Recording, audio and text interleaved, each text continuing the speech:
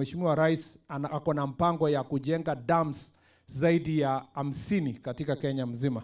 Tunataka road project na Embobut project irudi ndio ifanye irrigation kwa Kerio Valley hapa. Huko ndio tutafanya maize, tutafanya millet, tutafanya mambo ya sorghum, ndio itatuondoe the government from the problem we are having.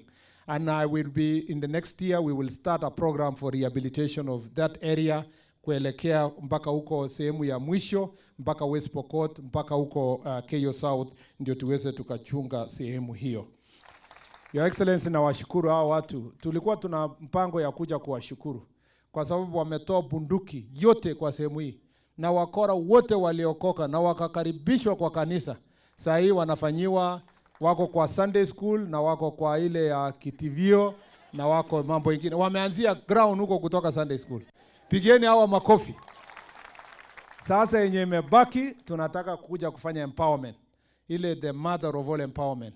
Ile ya kuwa support wafanye mambo ya maendeleo. Mimi nashukuru sana. Hata leo huko Tiati, leo jana tumechukua bunduki karibu 10. Huko Tiati tumefika 300 na tunasonga.